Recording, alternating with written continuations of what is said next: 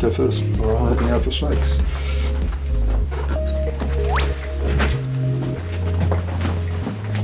One and a half metres underground and an hour's drive east of Melbourne, this is the bunker John Whiteoak hopes will save his life if a fire like Black Saturday destroys his house.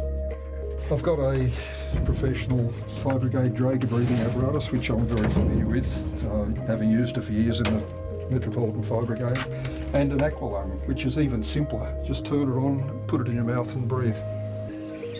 John's bunker is one of dozens of do-it-yourself fire shelters built by Australians desperate to protect themselves from extreme bushfires.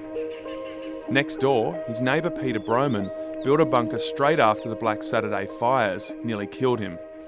This is the bunker we've constructed. It's basically a half shipping container into the side of the hill, insulated wall for the entrance, flashing light on the roof so we can find it in smoke and so people know we're in here. It has a fire-rated door and it is completely airtight, as we'll see when we close the door.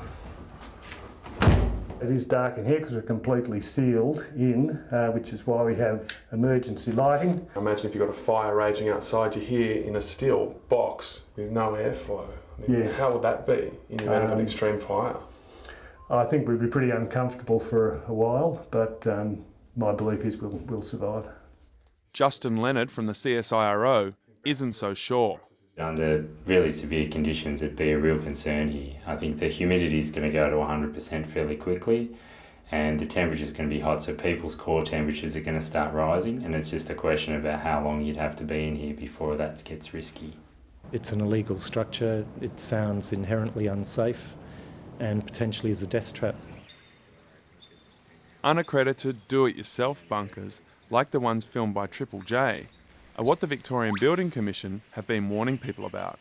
We know from the experience of the 2009 Victorian bushfires that some people did perish in what they thought were bushfire shelters that they had built themselves. Whether it was secondary to a wine cellar or it was some sort of building container, shipping container,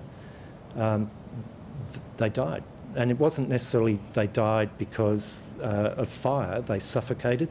The oxygen was extracted out of the bunker because it wasn't airtight, or the heat essentially killed them. Those 8 deaths led the Black Saturday Royal Commission to recommend national regulations for personal fire shelters. They were introduced in May 2010. So far, only one company's product has been accredited by the Victorian Building Commission, and only after rigorous testing.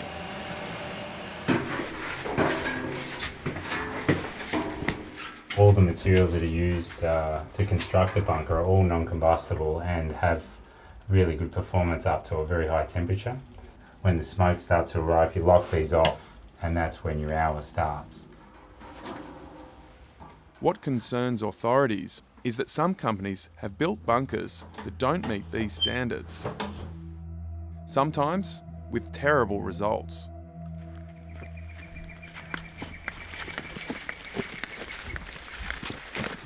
Manda Canny and Pauline Buchanan are neighbours who live in Far East Gippsland, over 4 hours drive east of Melbourne.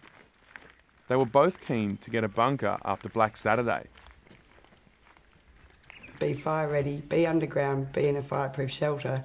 And down here, it says somewhere to go when there's nowhere else to go. Manda and Pauline bought their bunkers from a company called Fireproof Shelters, which have been promoting its products online.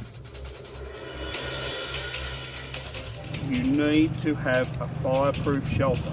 Particularly being underground, you'll certainly be safe from the bushfire above. They told me that their bunker is more superior than any others. It'll be the first cab off the rank to be accredited, and it's only a matter of time before they get it accredited. Despite a brochure that clearly marketed their products as personal fire shelters, the invoice was for a storage shelter. They even said to us, unfortunately they're not meant to sell them, but there was a way around it, and that was to invoice us for a storage shelter. Now we agreed to that But we were under the full understanding that as soon as their accreditation came through, they'd send us the appropriate paperwork. You're not going to slip on these steps. because Fireproof they are shelters non-slip never steps. had their products accredited. I think that's almost unethical that they would be doing that, because the product that they're putting out there now, not accredited, is an illegal structure. And if it does achieve accreditation, it may be a different product to the one that they've put out right now.